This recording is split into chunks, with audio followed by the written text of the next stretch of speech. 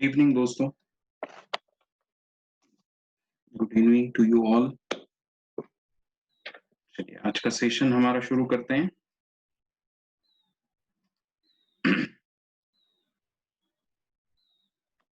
Yes,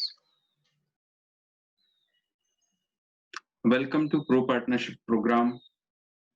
sorry, this is not training session 12, ये है training session 7। मेरा नंबर वहां पे गलत हो गया है।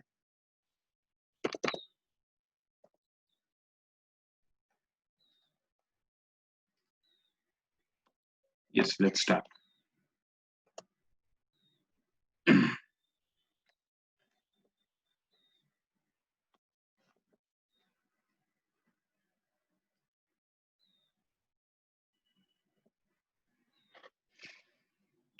रियल एस्टेट के कौन से अलग अलग प्रोडक्ट्स होते हैं और वो प्रोडक्ट्स में क्या क्या अलग अलग कैटेगरीज हैं, वो कैटेगरीज में किस तरह से रेट्स होते हैं, ये सारा हमारा अभी के टॉपिक्स हैं। उस पे हमारे 2 सेशन होंगे। जो आज का पहला सेशन है वो है रियल एस्टेट के ब्रॉडली टाइप्स क्या है, उसके प्रोडक्ट्स के ब्रॉडली टाइप्स कैसे होते हैं, और सेकेंडली हम कौन से पैरामीटर्स को देखते हैं रियल एस्टेट का कोई प्रोडक्ट खरीदते वक्त। तो ये तो ये मेन आज के टॉपिक्स होंगे। इसके अलावा कल जैसा मैंने कहा नेक्स्ट सेशन में हम लेंगे कि क्या अलग अलग और टाइप्स होते हैं रियल एस्टेट के प्रोडक्ट्स के, और उनमें क्या क्या कैटेगरीज हो सकती है, उसके हिसाब से कैसे वो प्रॉपर्टी का आगे हमें परफॉर्मेंस दिखता है हर हिसाब से। यानी एज एन इन्वेस्टमेंट हमको कितने रिटर्न्स मिलते हैं, हमको एज ए पैसिव इनकम कैसे मिल सकता है। इसके अलावा हर तरह के टाइप की प्रॉपर्टी पर किस तरह का commission connector, advisor and franchisee को मिल सकता है, वो भी उसमें हम क्लियर करने की कोशिश करेंगे। यस, तो चलिए शुरू करते हैं। अब जब हम रियल एस्टेट बोलते हैं तो ब्रॉडली इसके हमको 2 टाइप्स दिखते हैं। एक है ब्राउन फील्ड। ब्राउन फील्ड का मतलब होता है कि कोई सिटी के a site that has been built on before and is ready for development, normally associated with urban inner city areas। तो ऐसा कोई डेवलपमेंट रियल एस्टेट का हम कर रहे हैं या कोई नया रियल एस्टेट ऐसी जगह पे बना रहे हैं जहां पे पहले से वहां पे कुछ ना कुछ कंस्ट्रक्शन रहा हो या वहां पहले से रियल एस्टेट अवेलेबल। तो जो सिटी के अंदर का जो सारा डेवलपमेंट होता है उसे ब्राउन फील्ड डेवलपमेंट बोलते हैं, क्योंकि सिंपल सी बात हम समझ सकते हैं, जब सिटी के अंदर हमको अगर कोई कंस्ट्रक्शन करना होता है तो उसमें कई तरह के लिमिटेशंस होंगे। प्लॉट साइज के लिमिटेशन होंगे, हाइट के लिमिटेशन होंगे, एनए को लेकर अलग से रूल होंगे, बाकी कई रूल्स भी हो सकते हैं। तो ब्राउन फील्ड जो होता है वो नॉर्मली सिटी के अंदर के जो एरियाज होते हैं जहाँ पे पहले से कोई कंस्ट्रक्शन रहा हो, जहाँ पे पहले से कोई डेवलपमेंट रहा हो, उसके जगह पे या उसमें कोई बदलाव जब करने होते हैं, that is brown field development. Secondly green field, a site that has not been built on before often rural countryside areas. This include the rural urban fringe। Greenfield real estate का मतलब है ऐसी जगह पे जो भी रियल एस्टेट के projects होते हैं जहाँ पे पहले से कोई कंस्ट्रक्शन नहीं है, तो पहली बार वहां पे कंस्ट्रक्शन हो रहा है, तो पूरा नया कंस्ट्रक्शन चल रहा है, उसे हम ग्रीनफील्ड बोलते हैं। नॉर्मली ये अर्बन थोड़ा रूरल एरियाज में होगा, यानी अर्बन एरिया की जो बाउंड्री होती है, आउटर बाउंड्री होती है, सिटी की जो आउटर बाउंड्री होती है उसके बाहर ये डेवलपमेंट होता है। सिटी बाउंड्री से लेकर जो अभी सिटी बाउंड्री का मतलब क्लियर बाउंड्रीज तो हमको जो म्युनिसिपल बाउंड्रीज होती है वो पता होती है, तो म्युनिसिपल बाउंड्रीज के आगे पहले ही सिटी चली गई होती है। यानी ऐसा भी आपको हमेशा दिखेगा कि जो म्युनिसिपल बाउंड्री किसी सिटी की होती है उसके बाहर पहले ही सिटी चली गई होती है, तो वहां पे भी कंस्ट्रक्शन करने जाओ तो उसको भी हम ग्रीनफील्ड नहीं बोल पाएंगे, वो भी नॉर्मली ब्राउन फील्ड में ही आ जाता है, क्योंकि वहां पे पहले से कंस्ट्रक्शंस हैं। तो ब्राउन फील्ड को लेकर जो भी लिमिटेशन हमको आते हैं वो सारे वहां पे भी आने लगेंगे। तो नॉर्मली ये देखा जाएगा कि जो सिटी की बाउंड्री है, जो आपकी सिटी की म्युनिसिपल कॉर्पोरेशन का लिमिट है, उसके 10 से लेकर 20 किलोमीटर के बीच में ग्रीनफील्ड डेवलपमेंट, या उससे भी 10 से लेकर 30 किलोमीटर के बीच में सारे ग्रीनफील्ड डेवलपमेंट हमको नजर आते हैं, उनको हम ग्रीनफील्ड कंस्ट्रक्शंस बोलते हैं। अब ये सारी बातें बहुत जरूरी है हमको समझना, क्योंकि प्रॉपर्टीज अलग अलग बिहेव करती है।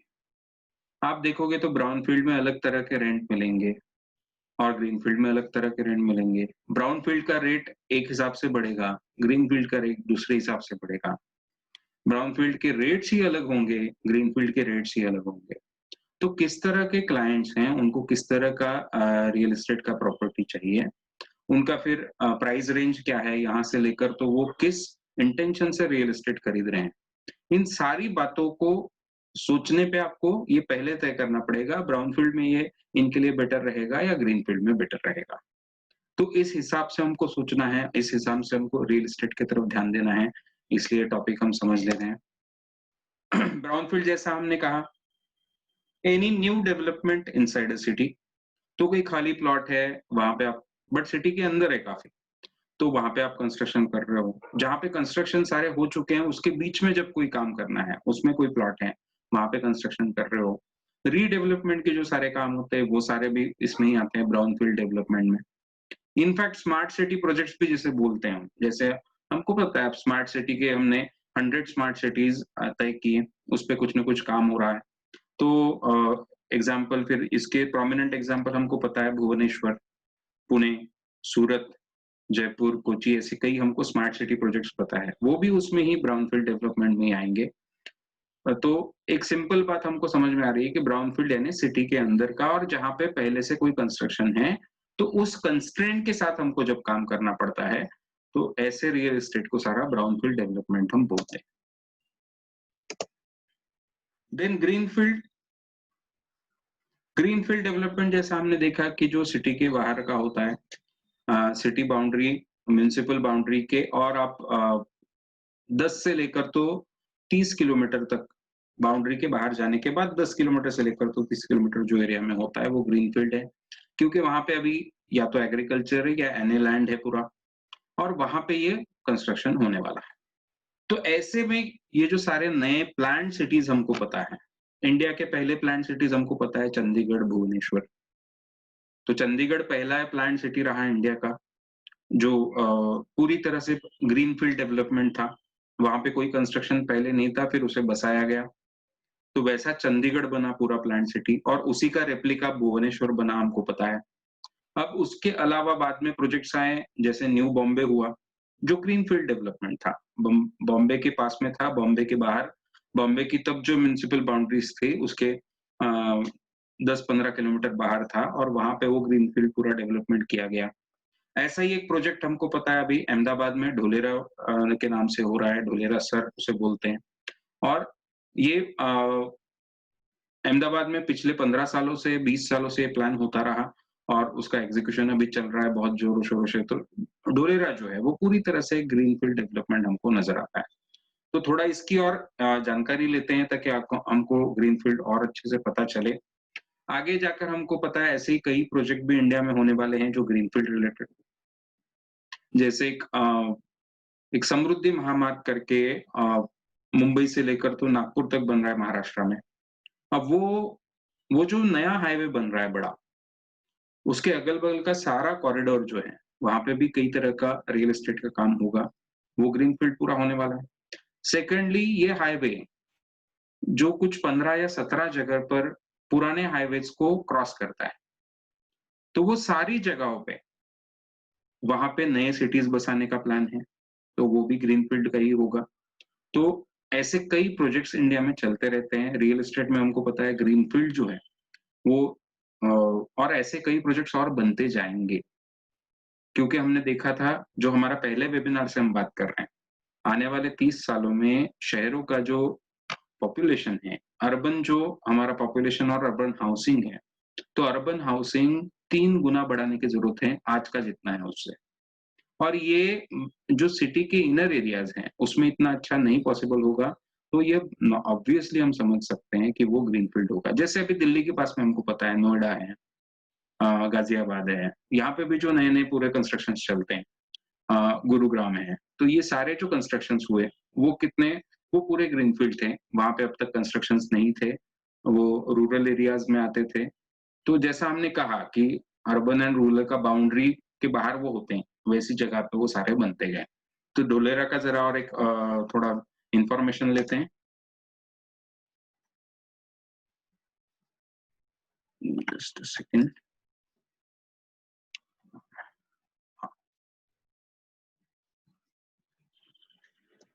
एक सेकंड दोस्तों, इसका आवाज आपको नहीं आ रहा होगा शायद, फिर से बराबर शेयर करता हूँ।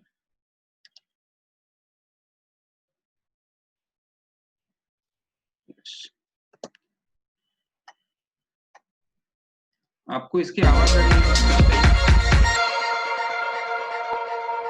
स्वागत है दोस्तों आपको एक नए वीडियो में। आज हम लोग बात करेंगे देश में बन रहे एक न्यू स्मार्ट सिटी धोलेरा के बारे में, जो जापान के शहर जैसे टेक्नोलॉजी, सिंगापुर जैसे एनवायरनमेंट और मुंबई जैसे इकोनॉमी से भरपूर ग्रीनफील्ड स्मार्ट सिटी है, जहां पे world class infrastructure, smart network, smart traffic management, smart transport, smart city system, long highway, metro, railway station, internet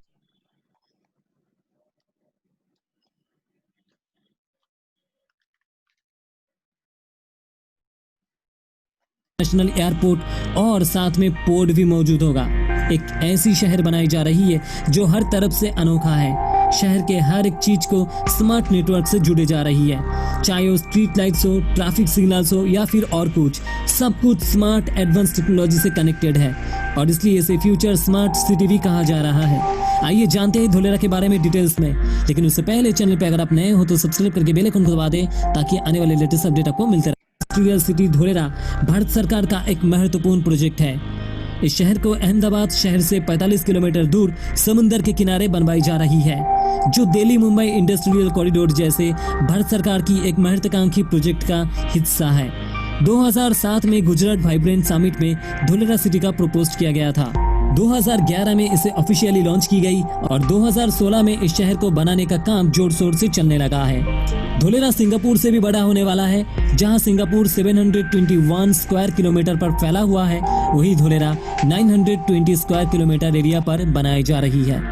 Dholera को स्पेशली इंडस्ट्रियल हब बनाने के ऊपर ध्यान दिया जा रहा है, ताकि बड़े बड़े ग्लोबल कंपनीज धोलेरा पे अपना इन्वेस्टमेंट लगाए और इसलिए शहर को वर्ल्ड क्लास इंफ्रास्ट्रक्चर डेवलपमेंट की जा रही है, ताकि ज्यादा करके ग्लोबल कंपनीज को ज्यादा से ज्यादा सुविधा मिल सके, उन्हें किसी भी तरह की परेशानी न आए। इसलिए पूरे सिस्टम को एक छोटी सी विंडो में बदल दी। किसी को भी कुछ भी चाहिए एक सिंपल प्रोसेस से इंटरनेट के द्वारा मिल जाएगा, चाहे वो लैंड हो, न्यू कंपनी सेटअप करना हो, बिल्डिंग्स बनाना हो या फिर कुछ भी करना हो, एक छोटी सी क्लिक से सारी चीज आपके मुट्ठी में। और बताने की जरूरत नहीं, इतना इजी प्रोसेस होने के बाद कोई भी इन्वेस्टर इन्वेस्ट करने के लिए तैयार हो जाएगा।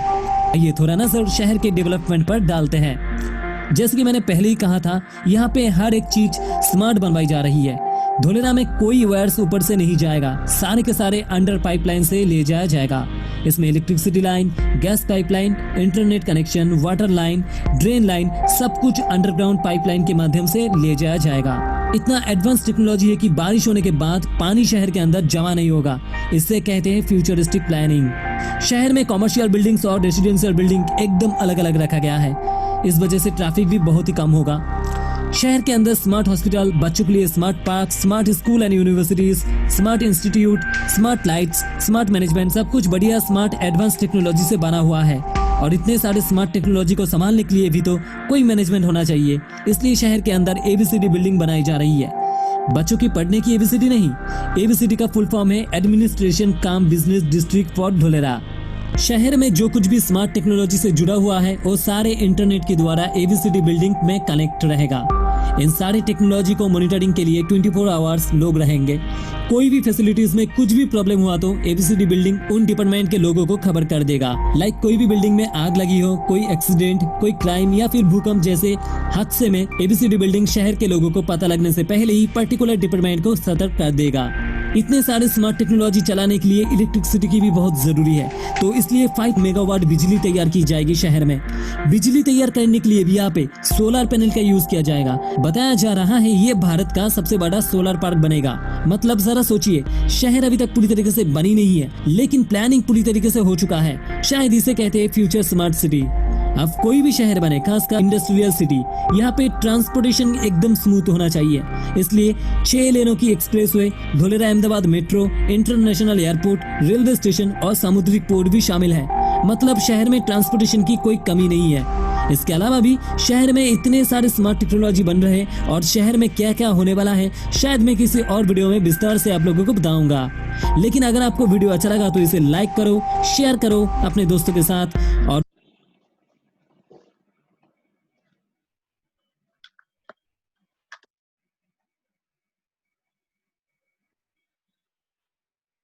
यस।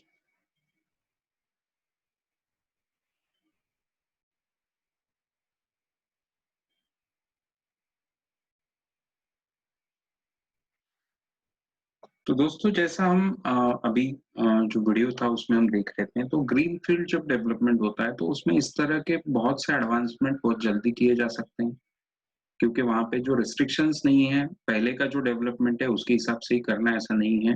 तो जो भी लेटेस्ट टेक्नोलॉजी होती है अवेलेबल, उसे पूरा इस्तेमाल किया जा सकता है। जैसे कंस्ट्रक्शन की, बिल्डिंग की, सारी टेक्नोलॉजीज बदलती रहती है। बट जब आपका पूरा शहर बना हुआ है पहले से, वहां पे आप नई टेक्नोलॉजी इस्तेमाल करने को हमेशा रेस्ट्रिक्शंस आएंगे। वो पूरा पहले का भी सिस्टम आपको बदलता जाना पड़ेगा, जो बहुत आसानी से पॉसिबल नहीं होता है। तो ग्रीन फील्ड में ये सारे अपने को हमें फायदे हो जाते हैं। सेकेंडली, जैसा हमने कहा कि अ, ज्यादातर जो आगे का काम भी चलेगा, अब वो अनप्लान्ड सिटी की तरह कम चलेगा, बट प्लान्ड सिटी की तरह करना जरूरी होने वाला है। पहले हमको पता था कि शहर अनप्लान्ड तरीके से बढ़ते रहते थे, बट जो नेक्स्ट सेशन में भी हम देखेंगे कि अभी पहले से जो भी ग्रोइंग सिटीज हैं, उसके आसपास के एरिया को लेकर वहां पे कैसा डेवलपमेंट बने, इसके सारे प्लान, डेवलपमेंट प्लान्स होते हैं। और इन डेवलपमेंट प्लान्स में अभी ये जो ग्रीनफील्ड सिटी के जो सारे, या ग्रीनफील्ड डेवलपमेंट के जो सारे पैरामीटर्स होते हैं, उनको इस्तेमाल करके वो आगे के प्लान किए जाते हैं, और वो कई गुना बड़े होते हैं। यानी आज जितना सिटी है, वो 5 गुना, 8 गुना, 10 गुना भी बड़ा हो जाए, तब तक के प्लान करने वाले कमीशंस होते हैं, जो 10-10, 20-20 सालों का प्लानिंग करते रहते हैं, जिसे हम रीजनल डेवलपमेंट अथॉरिटीज बोलते हैं। उस पे हम अगले सेशन में बात करने वाले हैं। ठीक है। ब्राउनफील्ड एंड ग्रीनफील्ड में क्या क्या मेन डिफरेंसेस हमको दिखते हैं? तो it is inside city corporation limit, outside city corporation limit, यानी ग्रीनफील्ड। फ्यूचर प्रोस्पेक्ट्स जो होते हैं वो हाई टू पुअर होते हैं, क्योंकि ओरिजिनली ये सिटी के अंदर है, तो ये इसके प्रोस्पेक्ट जो होते हैं वो अच्छे भी हो सकते हैं, बट कभी कभी खराब भी हो सकते हैं कि बहुत ज्यादा रेट नहीं बढ़े। क्योंकि अगर आप एकदम सेंटर में ही रह रहे हो सिटी के पहले से, वो अगर प्रॉपर्टी पहले ही सेंटर पे, तो सिटी बढ़ने के कारण जो उसके रेट्स बढ़ने चाहिए, उसको एक लिमिटेशन आ सकता है। तो ये इशू है। तो यानी जो रिलेटिव जो आपका सिटी का ये बदलता है, यानी आपने शुरू में घर लिया, वो एकदम बाउंड्री पे था या उसके बाहर था सिटी के, बट 20 सालों में सिटी उसके आगे 10 किलोमीटर चली गई, तो आपका जो घर पहले सिटी के बाहर था या एकदम बाउंड्री पे था, अब 10 किलोमीटर अंदर है, तो ये बहुत बड़ा बदलाव हो गया, तो उसके रेट बहुत बदल जाएंगे। बट वही अगर आपकी प्रॉपर्टी सिटी के पहले से ही पास में थी, एकदम सेंटर के पास में थी, ऐसे में हमको पता है कि उसके प्रोस्पेक्ट ज्यादा नहीं बढ़ेंगे। तो वही हो जाता है, क्योंकि हमको पता है जो कंस्ट्रक्शन होता है, बिल्डिंग तो पुरानी होती जाती है, 30-40 साल बाद उसे हम बदलते हैं। जो लैंड होता है उसकी कॉस्ट बढ़ती रहती है, तो हमको वो एक चेक करना पड़ता है। तो फ्यूचर प्रोस्पेक्ट्स हमेशा ब्राउन फील्ड के हाई टू पुअर रहेंगे, जबकि ग्रीन फील्ड के फ्यूचर प्रोस्पेक्ट्स हमेशा वेरी हाई रहते हैं, क्योंकि वहां पे रेट्स बढ़ने ही वाले होते हैं और बहुत ज्यादा बढ़ते हैं। Brown field easier to get planning permission as councils want these sites used। तो नॉर्मल सिटी के अंदर कोई प्लॉट है तो वहां पे परमिशन प्लान्स वगैरह जो है उनके, वो आसानी से, वो तो एक नॉर्मल रूटीन प्रक्रिया से होते रहते हैं, तो वो आसान होता है। तो यहाँ पे हमको पता है कि ग्रीन फील्ड में ऐसा आसान नहीं होता है। ग्रीन फील्ड में वो रीजनल डेवलपमेंट अथॉरिटी, वो परमिशन, अभी वो जो लैंड है वो अभी प्लॉट की तरह नहीं है, शायद एग्रीकल्चरल लैंड होता है, अगल बगल के गांवों का होता है। अब वहां पे आगे की प्लान बनाना, उसको लेकर सारे लोगों के परमिशंस लेना वगैरह, ये बहुत बड़ी बात होती है। तो जब ग्रीनफील्ड का प्लान किया जाता है तो उसको प्लानिंग वगैरह की बड़ी चीजें होती है, आसानी से नहीं होता है, टाइम लगता है। यानी ये डिफरेंसेस ऐसे नहीं है, ये इसके हाइलाइट्स है और ये इसके हाइलाइट्स। तो जहाँ पे डिफरेंसेस अब यहाँ पे आते हैं, clearer demarcation between residential and commercial properties, जो अभी ढोलेरा के बारे में भी हमने देखा। तो अब रोड से लेकर हर चीज की रिक्वायरमेंट्स अलग अलग होती है, कमर्शियल एरियाज की और रेसिडेंशियल एरियाज की। पर ब्राउनफील्ड यानी जहाँ पे सिटी पहले से या अनप्लान्ड सिटीज जो हैं, वहां पे तो ये कोई डिमार्केशन पॉसिबल नहीं होगा बहुत ज्यादा। अगर पहले से वहां पे इंडस्ट्रीज है वगैरह तो उसके पास में ही शायद रेसिडेंशियल एरियाज भी आ जाएंगे।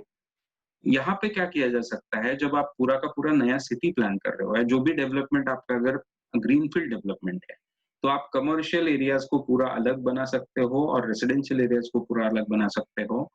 अलग ही पूरा डिमार्केशन करना पॉसिबल हो जाता है, जिससे वो ज्यादा अच्छा प्लानिंग हो जाता है। Utilities such as water and electricity are already provided. Inner city में आप वो हमेशा से पहले से रहेगा। ग्रीन फील्ड में आपको चेक करना पड़ेगा कि रोड बराबर कैसे अवेलेबल होने वाले हैं, पानी कैसे मिलने वाला है, इलेक्ट्रिसिटी कैसे मिलने वाला है।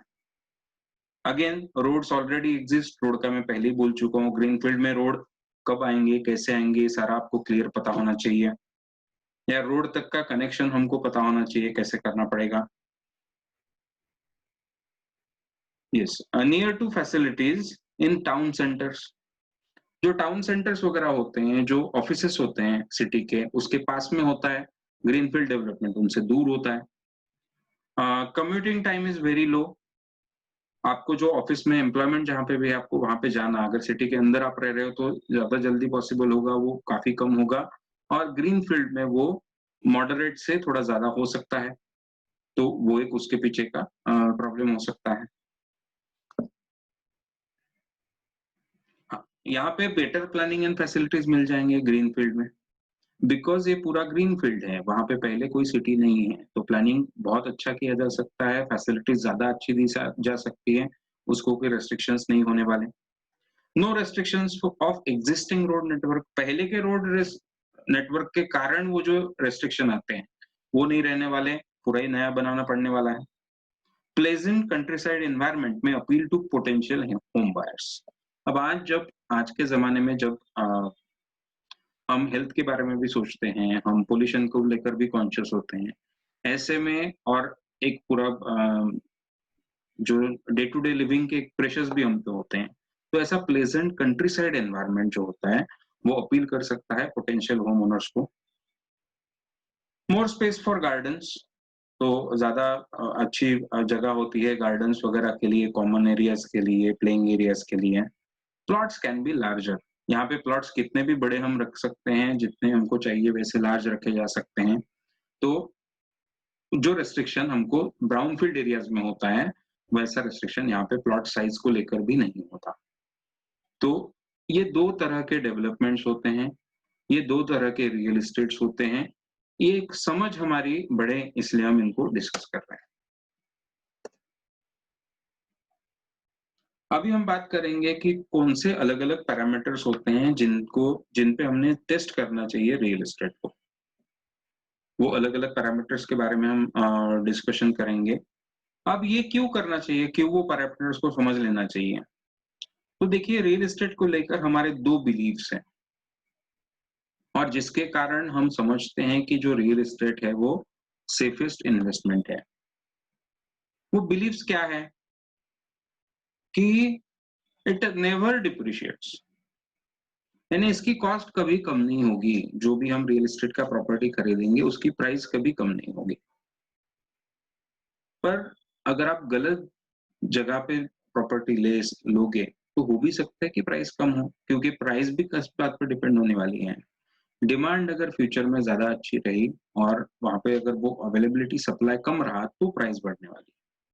और रियल एस्टेट का यही फायदा होता है कि जहां पे भी आप प्रॉपर्टी खरीदोगे वो धीरे धीरे सेंटर में आती जाएगी तो उसकी प्राइस बढ़ती रहेगी। पर जैसा मैं अभी थोड़ी देर पहले बोला कि किसी कारण से वो अगर डेंजर एरिया हो गया, किसी कारण से अगर वो पहले से ही सेंटर में है इतना, और फिर सेंटर में इतना कंजेशन है कि वहां पे रहना डिफिकल्ट हो गया है लोगों को, कोई पोल्यूशन का इशू हो गया, जो भी अलग अलग कारण हो सकते हैं, तो अगर वो गलत तरीके से रियल एस्टेट की प्रॉपर्टी हमने खरीदी या गलत जगह पे खरीदी, वो गलत अगर पैरामीटर ही गलत रहे उसके, तो हो सकता है कि रेट कभी कम भी हो जाए। तो ये भी हमको सोचना होता है। Secondly, we also think it always appreciates. एक तो हम सोचते हैं कि कभी रेट नहीं कम होते हैं, पर 10 में से एक आध बार हो भी सकते हैं। दूसरा हम सोचते हैं कि इसकी कीमत हमेशा बढ़ती ही है, but it is not 100% correct about all the products. तो ये भी इशू है। तो ये दोनों ना हो, या तो कम ना हो और रेट बढ़ेंगे तो ज्यादा अच्छे बढ़े। ये कैसे? इसके लिए हमको इन पैरामीटर्स को समझना बहुत जरूरी है। ये पैरामीटर्स अगर हम सही से चेक करके अगर रियल एस्टेट के प्रोडक्ट लें, अब इन ये प्रोडक्ट सही पैरामीटर सही हो, अनुकूल हो हमारे प्रोडक्ट के लिए, जो प्रोजेक्ट हम बोल रहे हैं रियल एस्टेट का, उस वो सारा इन पैरामीटर्स पे खरा उतरे या उनमें से ज्यादा के बारे में खरा उतरे, ये हमने चेक करना है। ये जो सारे टाइप्स हैं, ये प्रो रियल्टी करने वाला है, बट और उसके जो ये सारे अलग-अलग पैरामीटर्स के बारे में उसका जो एनालिसिस है वो प्रोजेक्ट का, वो भी हम करेंगे और आपके साथ में हम ट्रांसपेरेंटली शेयर भी करते रहेंगे, ताकि आप बराबर वो क्लाइंट्स को सजेस्ट कर पाए, रेकमेंड कर पाए। तो आपने भी उसको रीचेक करना ज़रूर है, ताकि कोई यानी क्लाइंट का ज़्यादा से ज़्यादा फ़ायदा होता जाए। तो चलिए अलग-अलग पैरामीटर्स के बारे में बात करते हैं, जो आपके रियल एस्टेट की प्रॉपर्टी कैसे जाकर बिहेव करेगी, उसके कैसे रिज़ल्ट, कैसा परफॉर्मेंस रहेगा, ये हमको पता चलता है। तो first is GDP of the location. अब हम ट्रेनिंग में पहले जीडीपी की बात कर चुके हैं। ये है जीडीपी पर पर्सन। जीडीपी पर पर्सन यानी per capita income of every person in Indian states. Different Indian states में कैसा है जीडीपी हर इंसान। तो उसमें आप देखिए जीडीपी ऑफ देश का जीडीपी तो एक होता है, पर देश के अंदर राज्यों की जीडीपी अलग-अलग होते हैं। इसके अलावा हम बोल सकते हैं जीडीपी ऑफ द सिटी बहुत अलग होते हैं। महाराष्ट्र आपको दिख रहा है कि काफी ग्रीन है। महाराष्ट्र से ग्रीन शायद हमको केवल दिल्ली दिखता है, क्योंकि दिल्ली में बहुत जीडीपी वहां का ज्यादा दिखता है, क्योंकि कई कंपनियों के हेड ऑफिस दिल्ली में भी। तो नॉर्मली उनका सारा जो आईटी और सारा प्रोडक्शन है वो वहां गिना जाता है, भले ही वो पूरा प्रोडक्शन वहां दिल्ली में ना होता हो। तो बट महाराष्ट्र से हमको डार्क और डार्केस्ट तो गोवा दिख रहा है हमको यहाँ पे। बट महाराष्ट्र इतना ग्रीन है, बट इसका मतलब ये नहीं कि पूरे महाराष्ट्र में बहुत अच्छा जीडीपी है। महाराष्ट्र में आप देखोगे तो मुंबई का ही जीडीपी बहुत ज्यादा है, जिसके कारण पूरा महाराष्ट्र यहाँ पे हमको इतना डार्क ग्रीन दिख रहा है। तो वही बात है, एक तो स्टेट्स के जीडीपी भी अलग होते हैं, और स्टेट्स में आप देखोगे तो सिटी के भी जीडीपी अलग हो सकते हैं। और better the GDP, better are the future prospects. तो जहां पे जीडीपी ज्यादा अच्छा होगा, वो स्टेट में नॉर्मली रियल एस्टेट ज्यादा अच्छा बढ़ेगा। जिस सिटी का जीडीपी ज्यादा होगा, वो सिटी में नॉर्मली रियल एस्टेट ज्यादा अच्छा बढ़ेगा, क्योंकि जितना अच्छा जीडीपी है इसका मतलब प्रोडक्शन वहां बढ़ता जा रहा है, ओवरऑल आउटपुट उस सिटी का, उस स्टेट का ज्यादा है। उसके कारण एम्प्लॉयमेंट ज्यादा होगी। एम्प्लॉयमेंट ज्यादा होगी तो लोग ज्यादा रहने आएंगे, लोग ज्यादा रहने आएंगे तो ज्यादा घरों की जरूरत होगी, ज्यादा घरों की जरूरत होगी तो रियल एस्टेट का भाव बढ़ता जाएगा, उसका रिटर्न हमको बढ़ते जाएंगे। तो देखिए जीडीपी पे भी डिपेंडेंट है। Second, special economic zones. तो इकोनॉमिक ग्रोथ कॉरिडोर्स होते हैं, तो उसमें आप देखोगे कि वो अगर हैं और उसके आसपास में आपके रियल एस्टेट प्रॉपर्टीज हैं, तो उनके रेट और बढ़ते जाएंगे, क्योंकि इकोनॉमिक कॉरिडोर्स में एक्टिविटी बढ़ती रहती है।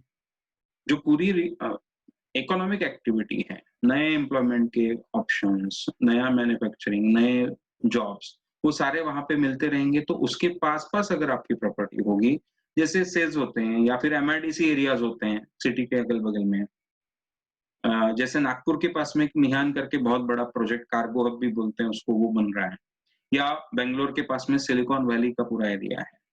तो ऐसे जो भी स्पेशल इकोनॉमिक जोन्स या इंडस्ट्रियल कॉरिडोर्स होंगे, उसमें आप देखोगे इंडस्ट्रियल डेवलपमेंट कॉरिडोर्स, उसके आसपास के प्रॉपर्टीज ज्यादा अच्छा परफॉर्म करेंगे हमेशा, तो वो ज्यादा बेटर रहेंगे।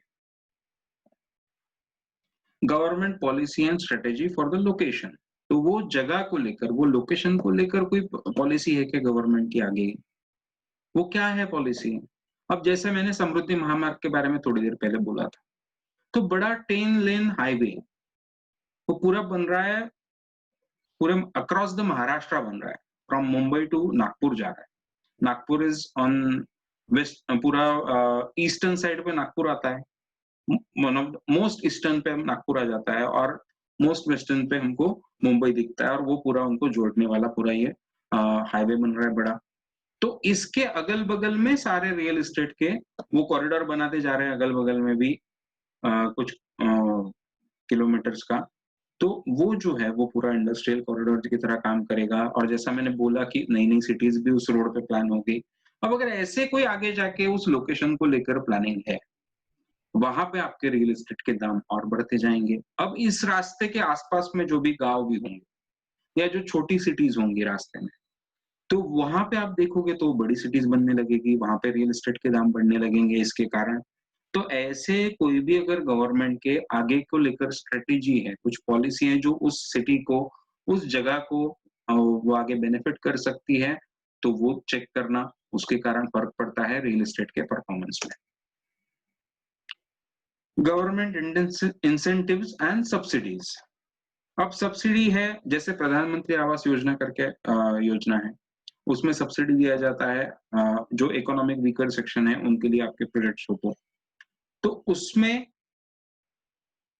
ये जो है, उसके कारण आप देखोगे अगर वैसे कोई प्रोजेक्ट्स हैं, तो वो अ, जो इंसान खरीदेगा उसको सस्ते में पड़ेगा, तो उसका फ्यूचर प्रोस्पेक्ट और अच्छा होगा, तो ये हमको देखना पड़ेगा। ये सारी बातें जो पैरामीटर्स हम डिस्कस करेंगे, ये इनमें जो हम जैसा मैंने कहा हम प्रो रियल्टी भी पूरा एनालिसिस करके आपके सामने रखेगा। आप भी क्लाइंट के सामने या क्लाइंट से जब भी कम्युनिकेशन होता है, इसको थोड़ा हाइलाइट कर सकते हैं, उससे बेटर रिजल्ट हमको आते रहेंगे। देन टैक्स रिबेट मिलेगा।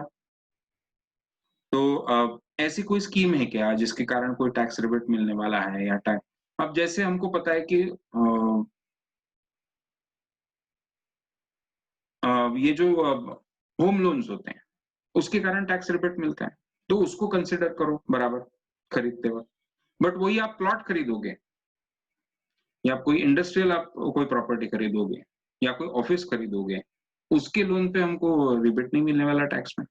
तो ये जो इश्यू है, टैक्स एग्जम्पशन जो होते हैं, टैक्स रिबेट जो होता है, वो हमको हर प्रोडक्ट पे नहीं मिलता, वो भी हमने चेक करना चाहिए हमारे कैलकुलेशंस में जब कैलकुलेट कर रहे हो, कि ये प्रोडक्ट कितना अच्छा रिटर्न देने वाला है वगैरह। देन लोन्स अवेलेबिलिटी इन एसईजेड्स। एसईजेड में आपको कोई प्रॉपर्टी है बट वहाँ पे लोन अवेलेबल है कि नहीं? कई बार हो सकता है बहुत ज़्यादा अच्छे से लोन अवेलेबल हो तो उसको कंसिडर करें, अगर नहीं है, डिफिकल्टी है तो उसको कंसिडर करना पड़ेगा। तो ये ऐसे जो पैरामीटर्स हैं, गवर्नमेंट इंसेंटिव, सब्सिडीज़ क्या-क्या है, उसको बारे में देन बैंकिंग रिलेटेड क्या-क्या इश्यूज़ हैं, इनके बारे में सोचें, इनको चेक करें, रियल एस्टेट की प्रॉपर्टी चूज़ करते वक़्त।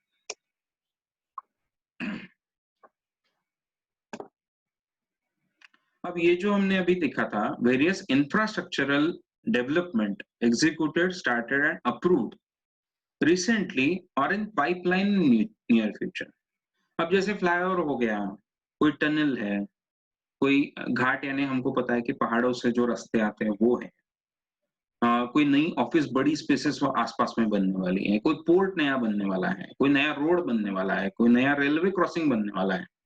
अभी आप ऐसी जगह पे रहते हो जो रेलवे क्रॉसिंग बहुत दूर है, बट आपको पता है नया रेलवे क्रॉसिंग उस एरिया में जल्दी पास में बनने वाला है। तो कोई एयरपोर्ट नया बनने वाला है। तो अब ऐसा जो भी अगर एग्ज़ीक्यूट हुआ है, ये आगे पाइपलाइन में है, होने वाला है। ऐसे जब भी डेवलपमेंट होने वाला है इंफ्रास्ट्रक्चर के, उसका आपको रियल एस्टेट को आपके डायरेक्ट इनडायरेक्ट फ़ायदा होने वाला है। तो जो भी प्रोजेक्ट्स ऐसे इंफ्रास्ट्रक्चर डेवलपमेंट के आस-पास में होते हैं, उनको फ़ायदा होता है, तो उन एंगल्स को भी सोच के रखें। अब ये जो होता है कि अ अब ये पाइपलाइन में है या अप्रूव रिसेंटली हो गए हैं तो यानी ये कब तक देते हैं? तो देखिए तो अ, अगर 10 साल पहले तक अगर कोई एग्ज़ीक्यूट भी हो गया, उसको अगर 10 साल से कम समय हुआ है, तो भी वो बहुत अच्छा आगे रिटर्न देता रहेगा। यानी कोई नया फ्लाईओवर बना, उसको बन के अभी 10 साल हो गए, बट फिर भी उसके आस-पास की जो जगह हैं, वो उसको उसके रेट को और बढ़ाता जाएगा। और अगर नहीं, आगे के 10 सालों के बीच में वो होने वाला है, तो आगे के 10-20 साल वो और रेट्स को बढ़ाता जाएगा। तो इसके कारण क्योंकि हम जब प्रॉपर्टी खरीदते हैं तो हमको पता है कि वो आगे हम 10-20 साल मेजॉरिटी प्रॉपर्टीज़ रखेंगे, फिर उसके बारे में हम सोचेंगे बेचने का। तो वो अगर तब होने वाला है तो भी आपको रेट बेटर मिलते रहेंगे, ये हम समझ सकते हैं।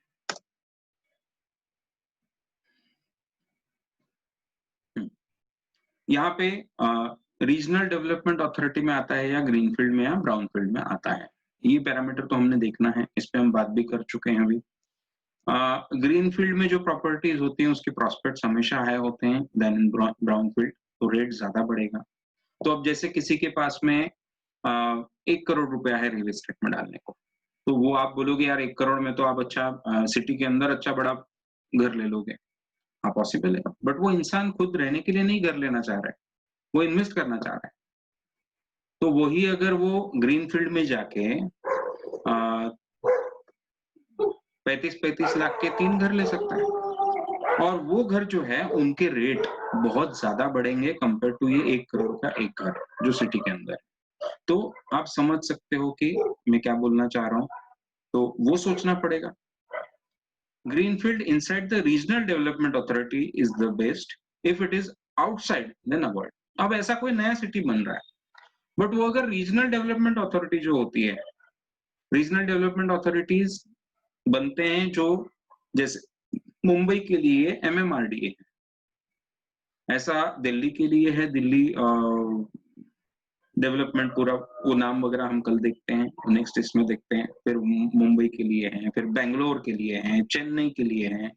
हर सिटी का अगर वो सिटी आज जितनी बड़ी है उसके वो भले ही कल 5 गुना बड़ी हो जाए, 10 गुना बड़ी हो जाए, इतने बड़े एरिया को लेकर रीजनल डेवलपमेंट अथॉरिटी होता है और वो पूरा काम कर रहा होता है उसके प्लानिंग पे। तो ये रीजनल डेवलपमेंट अथॉरिटी का जो एरिया है उसके अंदर अगर अप्रूव्ड कोई ग्रीनफील्ड है तो that is the best to invest. अगर रीजनल डेवलपमेंट अथॉरिटी के भी बाहर का है then it should be avoided, यानी वो अवॉइडेड या ऐसा बोलेंगे it is risky, we have to think about it. तो बहुत अच्छे से उसके बारे में स्क्रूटिनी करनी पड़ती है, बट अगर अंदर है वो रीजनल डेवलपमेंट अथॉरिटी के तो बहुत अच्छा प्रोस्पेक्ट है। अब ये जो ग्रीनफील्ड होता है ये केवल अप्रूव्ड या पाइपलाइन स्टेज पे होना ये सही नहीं है, तो वो जो प्रॉपर पूरा एग्जीक्यूशन शुरू हो गया है ये बहुत जरूरी है। एटलीस्ट 1-2 साल हो गए उसका ग्रीनफील्ड का डेवलपमेंट शुरू होके, एग्जीक्यूशन शुरू होके, ये देखना बहुत जरूरी है। पर अगर 5 साल हो गए होंगे वो ग्रीनफील्ड बनने में तो that is the best option, क्योंकि शुरू में जो कुछ प्रॉब्लम्स हो सकते हैं कि जिसके कारण ग्रीनफील्ड प्रोजेक्ट्स थोड़े खटाई में आ जाए, तो वो पहले 5 साल अगर हो चुके हैं उसको, ग्रीनफील्ड का कोई नया पूरा सिटी बन रहा है और जिसमें 5 साल हो चुके हैं, हाँ डेवलपमेंट आगे बढ़ता जा रहा है, then that is the best prospect. It will give benefits for at least 15 to 50 years। तो इसके जो रेट्स बढ़ते जाएंगे 15 से 50 साल तक आराम से रेट्स काफी अच्छे बढ़ते जाएंगे। अब इकोनॉमिक फैक्टर्स में और एक फैक्टर हमको पता है, passive income yield during investment tenure. तो अब ये जो पैसिव इनकम है इसका कैसे हमने सोचना है जरा देखते हैं।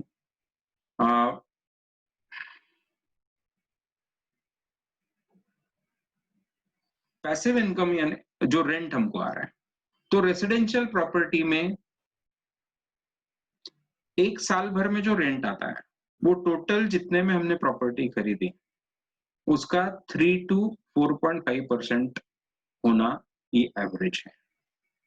तो ये अगर आपको रिटर्न आ रहा है एक साल में, एक साल भर में कितना रेंट आया, यानी आपने समझिए 1 करोड़ की प्रॉपर्टी है, ठीक है, मैं ये कैलकुलेशन आसान करने के लिए वैसा ले रहा हूँ। 1 करोड़ की प्रॉपर्टी का एक साल में 3 to 4.5% यानी होगा 3 लाख से 4.5 लाख आना चाहिए एक साल में। 4.5 लाख एक साल में आने के लिए उसको डिवाइड कीजिए 12 से, तो कितना आता है, यानी 35,000 हर मंथ अगर उसका रेंट हमको नहीं आ रहा है तो दैट इज अ एवरेज। तो इतना आना 35 लाख तक आना, 35,000 और 3% का मतलब होता है 25,000 के आसपास, तो 25 to 35,000 के बीच में रेंट आना दैट इज एवरेज। 3%, 1 to 3% अगर आ रहा है तो दैट इज पुअर। तो 1 to 3% यानी हम समझ सकते 1% यानी साल का 1 लाख, यानी 1 करोड़ का 1%, 1 लाख यानी महीने का 8 पॉइंट समथिंग 8 पॉइंट यानी 8,500 के आसपास। तो अगर 1 करोड़ की प्रॉपर्टी को 8,500 ही रेंट आएगा तो उसको हम बहुत कम पकड़ेंगे। 8 8.5 से 24,000 तक वो रेंट आ रहा है तो उसको हम पुअर पकड़ेंगे, कम पकड़ेंगे। 25 से आगे चाहिए 35 तक उसको एवरेज बोलेंगे। 35 के आगे जब चला जाएगा 4.5 टू 6 यानी कितना हम समझ सकते हैं 6 लाख रुपए 1 साल में यानी 50,000 रेंट आ रहा है अपने को। तो 35 से 50 अगर रेंट आ रहा है तो दैट इज वेरी गुड। ठीक है? तो कमर्शियल प्रॉपर्टीज में वही कमर्शियल प्रॉपर्टीज में बदल जाएगा। वहां पे ज्यादा आना चाहिए हमको और रेंट क्योंकि कमर्शियल प्रॉपर्टी होती है।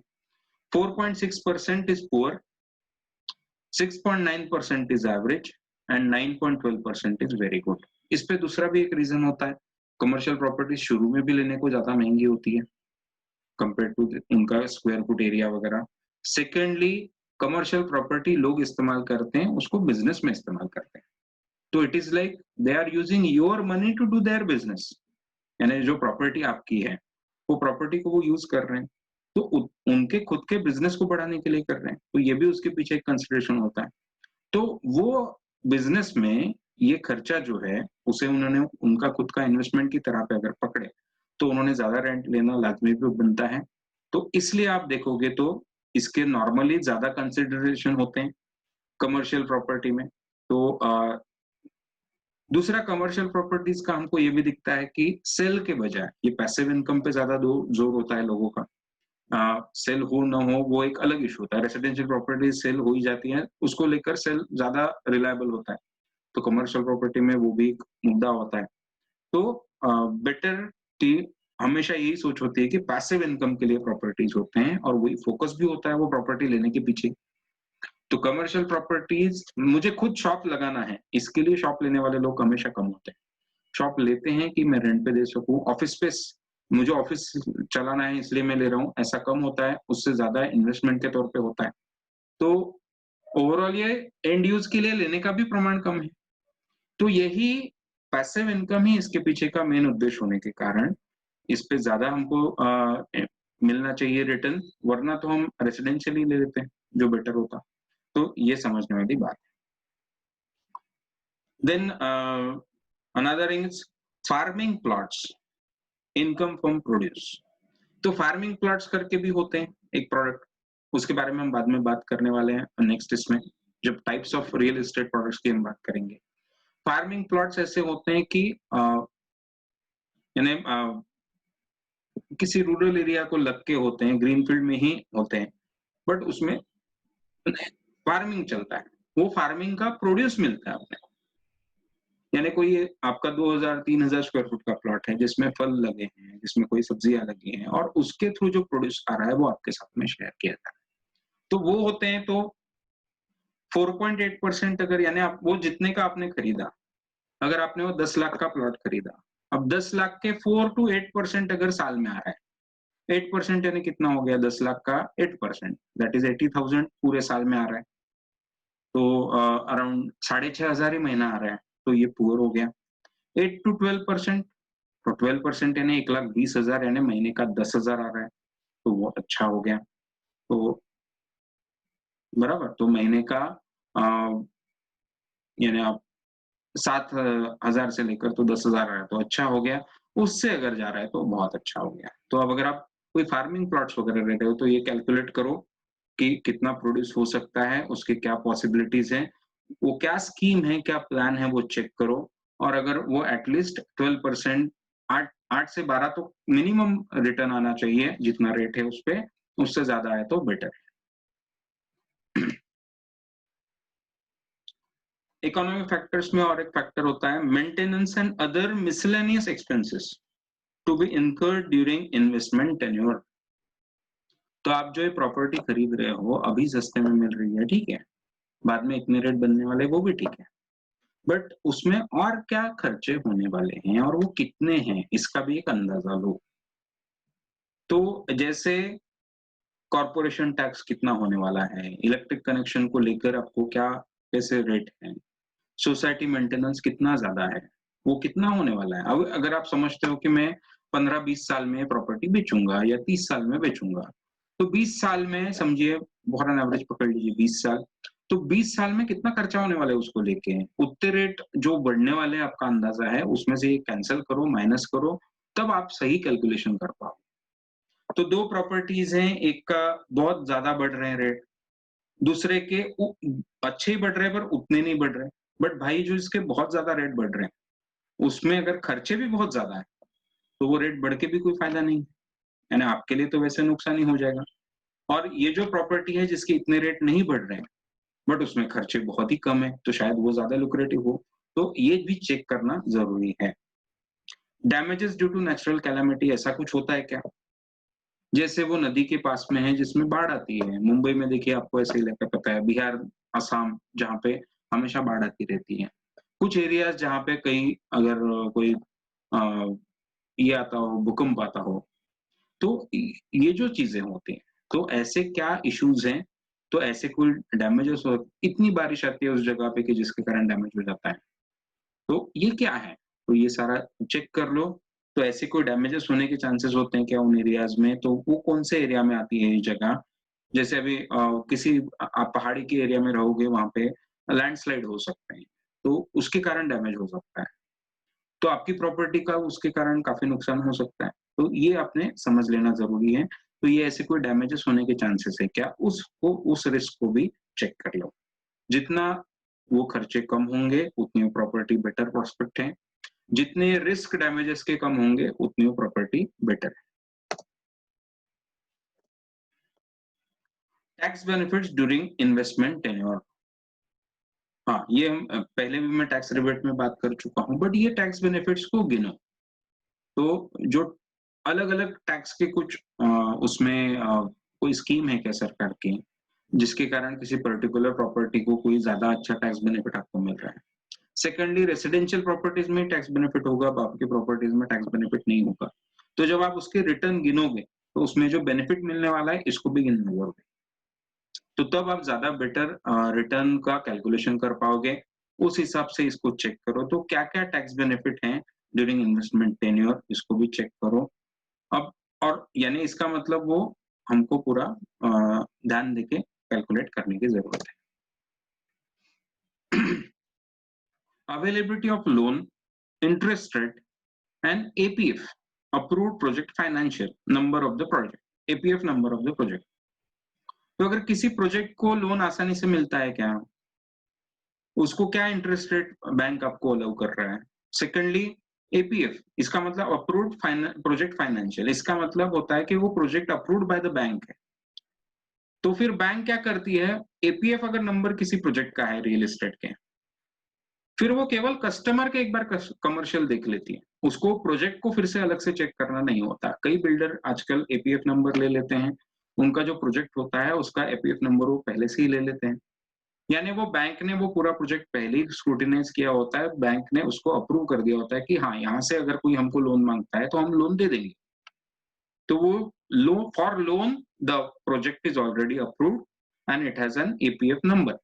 अब वो प्र अब अगर कोई कस्टमर जाएगा, हाँ, मैं इस एपीएफ नंबर वाले प्रोजेक्ट में कोई लेना चाहता हूँ प्रॉपर्टी, तो बैंक क्या केवल चेक करेगा, ये कस्टमर रिटर्न कर सकता है क्या? उस साइड की केवल स्क्रूटिनी बचती है। वो एक्चुअल जो चीज़ खरीदने वाला था रियल एस्टेट की प्रॉपर्टी, उसकी स्क्रूटिनी पहले से ही हो गई रहती है। तो ये ऐसा अगर किसी प्रोजेक्ट का एपीएफ नंबर है, तो दैट प्रोजेक्ट इज़ ऑलवेज़ आपको लुक्रेटिव रहेगा, लोन मिलना आसान रहेगा। तो उसकी हमेशा आपको बेटर प्रॉस्पेक्ट भी रहेगा आपके लिए। And it is also sign, APF number है इसका मतलब अब बैंकों ने जो स्क्रूटिनी किया होता है, हम करेंगे, हमारा रियल एस्टेट का एक्सपर्टीज होगा, बट बैंकों का फाइनेंशियल साइड से अच्छा एक एक्सपर्टीज और होता है।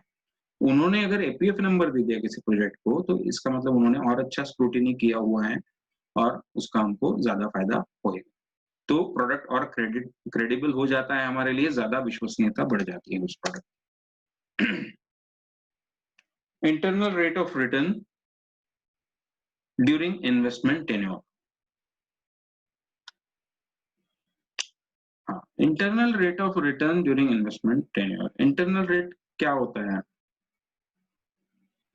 यानी आप देखिए कि रेट ऑफ रिटर्न कितना मिलने वाला है। समझो 30 साल के लिए आप वो प्रॉपर्टी रख रहे हो, तो 30 साल में रेट ऑफ रिटर्न कितना आ रहा है?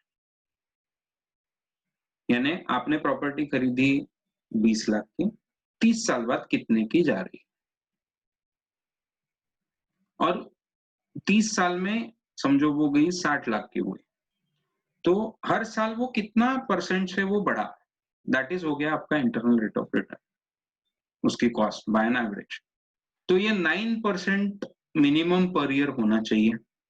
इससे नीचे जा रहा है अगर रेट, इतने ही बढ़ने वाले हैं वहां पे आपके अंदाजे से, तो that is a problematic thing, वो नहीं लेना चाहिए।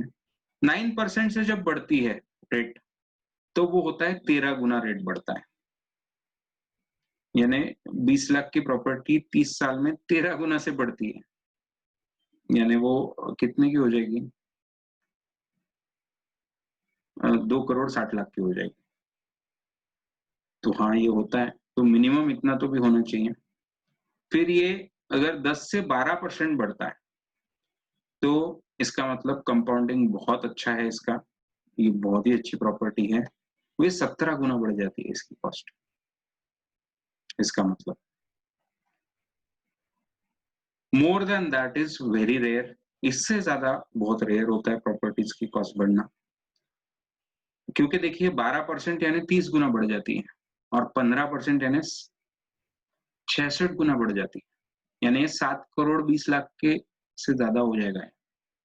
नहीं सॉरी, 66 गुना यानी 20 लाख की प्रॉपर्टी आपकी 13 करोड़ 20 लाख की हो जाएगी। तो ऐसे रिटर्न्स मिलना बहुत डिफिकल्ट होता है, तो 10 या 10 से 12 के बीच में होना ये बहुत ही अच्छा है, बट 9 तो मिनिमम होना ही चाहिए, इतना तो रेट बढ़ना ही चाहिए। तो ये चेक कीजिए कि किस तरह का वहां पे एक पॉसिबिलिटीज है। Invest active income in real estate loans. हाँ, तो इसमें हमेशा एक इसके पीछे की सोच क्या होती है, तो जो हमारा एक्टिव इनकम है, हम जो हमारा जॉब करते हैं, हमारा जो भी हम काम कर रहे हैं, हमारा बिजनेस चला रहे हैं, ये हमारा एक्टिव इनकम है। इसको हमेशा आप रियल एस्टेट लोन में डाल दो। ये जो पैसा आ रहा है आपके पास में बचता है, एक्टिव इनकम जो हमारा होता है उसमें से हम हमारे खर्चे निकालेंगे महीने के, हमारे फैमिली के, घर के पूरे, वो खर्चे प्लस कुछ सेविंग के लिए रखेंगे। तो सेविंग के लिए ज्यादातर हम 6 महीने का सेविंग बैकअप करके रख देंगे, या 1 साल का सेविंग बैकअप करके रख देंगे। ये सेविंग ये होता है कि ऐसी जगह पे आपने वो पैसा रखा है जो इजीली आपको कैश मिल जाए, जिससे इजीली कैश निकाला जा सके, जो लिक्विड करना जिसे बोलते हैं वो आसान हो, ऐसी जगह पे आप रखोगे वो सेविंग्स, या तो एफडी कर दोगे या कुछ उसके तरीके होंगे आप। इसके बाद जो पैसा आपके पास में होता है उसको आप इन्वेस्ट करते हो, और ये जो इन्वेस्ट करने में बोला जाता है, इसको इन्वेस्ट करो रियल एस्टेट लोन्स में। क्योंकि देखिए, हमको इंटरनल रेट ऑफ रिटर्न यहाँ तक मिल जाते हैं आराम से 9 के आसपास मिल ही जाते हैं, और बैंकों के लोन जो होते हैं वो इससे बहुत, यानी इंटरेस्ट रेट उनका काफी कम, क्योंकि वो रेट जो लिया होता है वो रेट तो काफी कम होता है। जब हम बैंक से किस चीज को लेकर वो प्रॉपर्टी खरीदते हैं, उसके आज के रेट को लेकर प्रॉपर्टी खरीदते हैं, तो वो रेट्स काफी कम होते हैं, जिसके रेट बाद में आगे बढ़ने ही वाले हैं बहुत ज्यादा। तो इसके लिए रियल एस्टेट में वो पैसा डाल दो, तो एक्टिव इनकम में से जो पैसा बचता है इन्वेस्टमेंट के लिए, उससे रियल एस्टेट खरीदो, उस लोन पे ले लो, कोई प्रॉब्लम नहीं। और ये जो इन्वेस्टमेंट आपने किया उससे रियल एस्टेट जो आपको मिली, एक्टिव इनकम उसमें डाला, और जो पैसिव इनकम आता है उसमें से, अब वो आपने कोई प्रॉपर्टी खरीदी, लोन पे खरीदी है, अपना जो अपना एक्टिव इनकम है वो लोन में डालते जा रहे हो, वो जो प्रॉपर्टी आपकी है उसका जो पैसिव इनकम आ रहा है, उसका जो रेंट आ रहा है, अब उसको इन्वेस्ट करो, कभी उसको खर्चा मत करो। अगर आप वेल्थ को ग्रो करना चाहते हैं तो उसको इन्वेस्ट करो आप स्टॉक्स में, गोल्ड में, एफडीज में वगैरह। तो जो रेट बढ़ाने के लिए आपको बाकी चीजें चाहिए उसको डालो वहां पे, तो that is the best way of investing अपने पैसे को, वेल्थ को ग्रो करने के लिए। ये एक फॉर्मूला हमेशा बोला जाता है, वो बहुत अच्छा काम करता है। तो एक्टिव इनकम को रियल एस्टेट के लोन में डाल दो, और वो जो रियल एस्टेट से पैसिव इनकम आएगा उसको और इन्वेस्ट कर दो। और पहले ही हमने बोला जो सेविंग है वो 6 महीने का, 1 साल का पहले से सेविंग अलग करके रख दो, ताकि कोई प्रॉब्लम हो तो आपके पास पैसे होने चाहिए।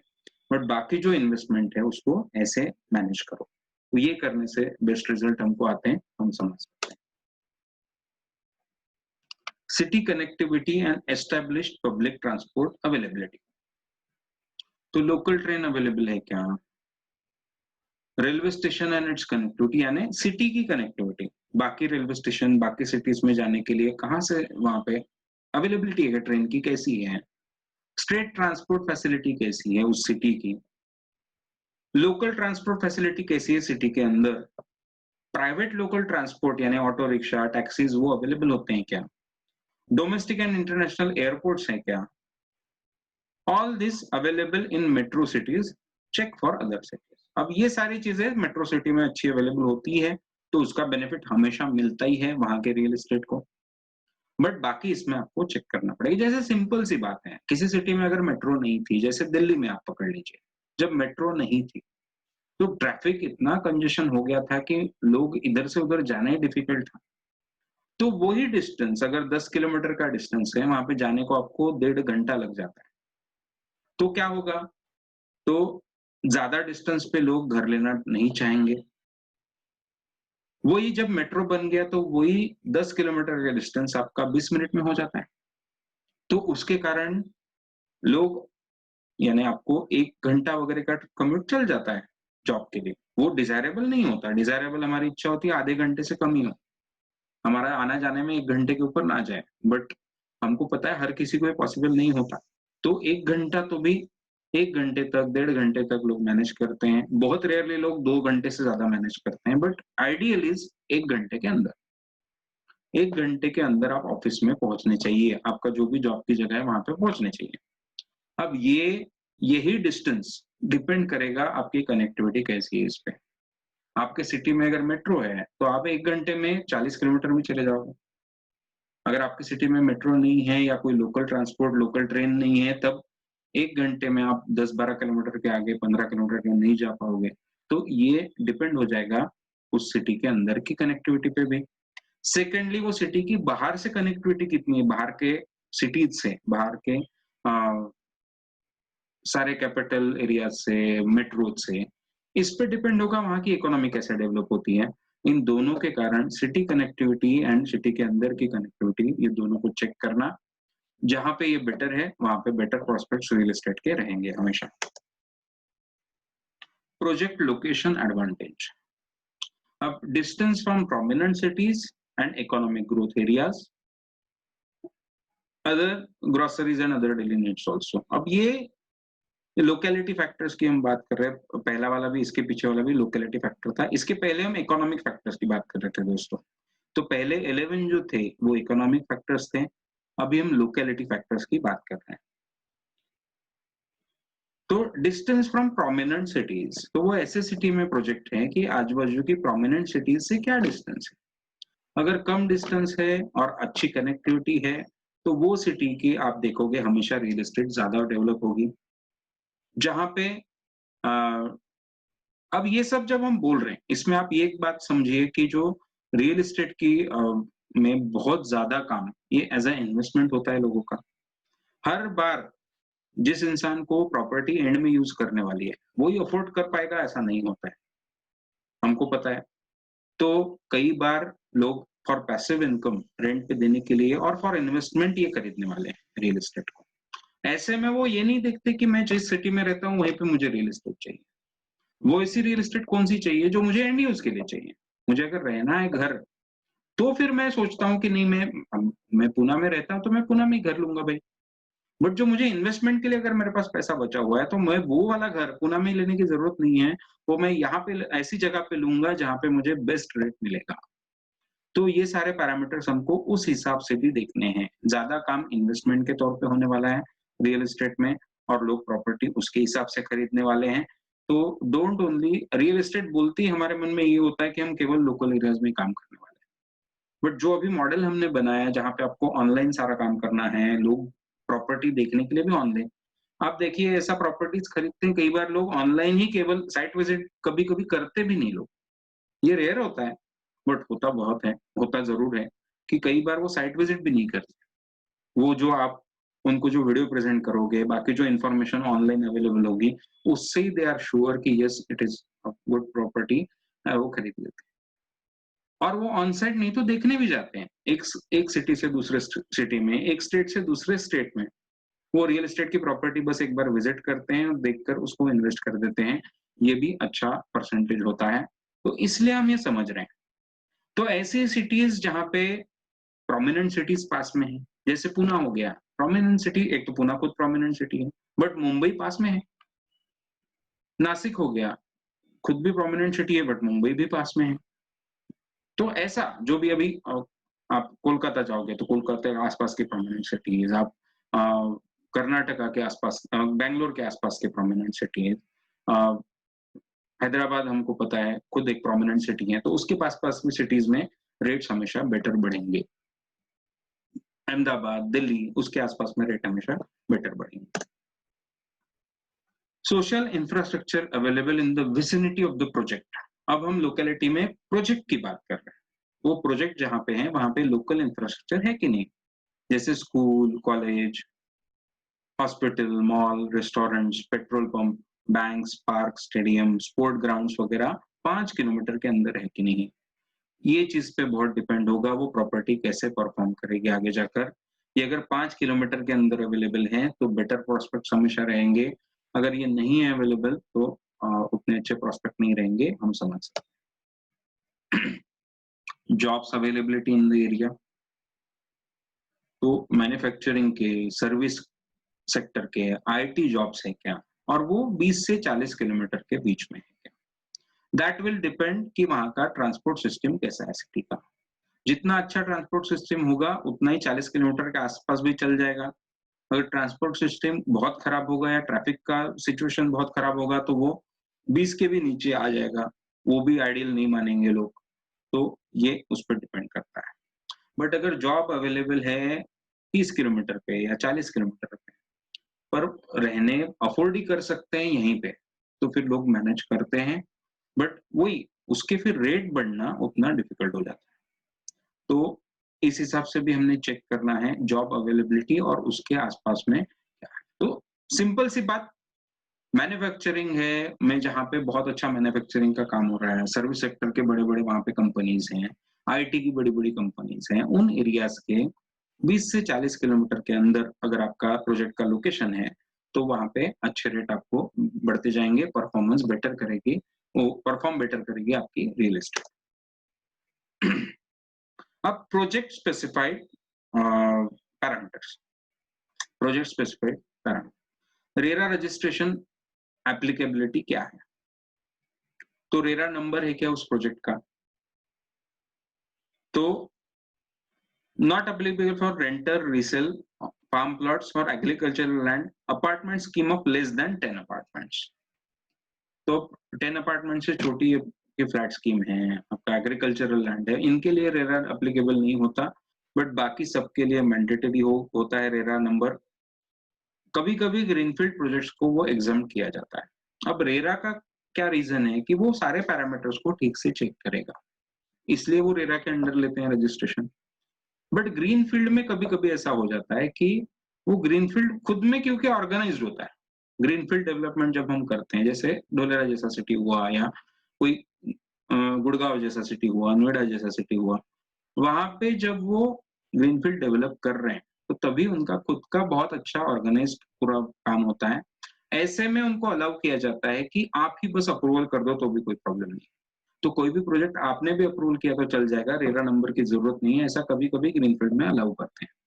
तो वो सारा चेक कर लीजिए कि जो आपका प्रोजेक्ट है वो उस रेरा में रजिस्टर्ड है कि नहीं, रेरा नंबर उसका है कि नहीं। नॉर्मली ये होता ही है, बट कुछ एक बार चेक करना भी जरूरी है।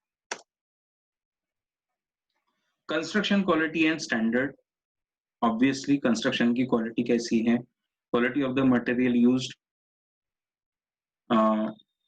Fitting and fixtures brands. तो ये जो कई बार होता है लोग केवल वो लोकेशन और स्क्वायर फुट एरिया ही देखते हैं, बट कंस्ट्रक्शन में क्या क्वालिटी इस्तेमाल होने वाली है, बाकी कंस्ट्रक्शन की रोबस्टनेस कैसी है, ये भी एक बार देखना जरूरी है। फिर फिटिंग एंड फिक्सचर किस ब्रांड के यूज किए जा रहे हैं, ये भी देखा जा सकता है, तो उससे भी रेट बढ़ते हैं कम होते हैं प्रॉपर्टी के। Final finishing helps in appreciation of the value during resale also. जो आजकल फिनिशिंग को वगैरह इम्पोर्टेंस है, पहले केवल स्क्वायर फुट पे काम चल जाता था, पहले केवल लोकेशन पे काम हो जाता था, बट अभी लोग सारी चीजें देखते हैं और वो ये नहीं चाहते कि मैं नया घर खरीदूं और उसको बहुत मैं रिनोवेट करते बैठूं, क्योंकि वो खर्चे उनके लिए अननोन हो जाते हैं। तो आपकी प्रॉपर्टी वो खरीदने वाले हैं तो वो चाहेंगे कम से कम चीजें मैं बदलूं।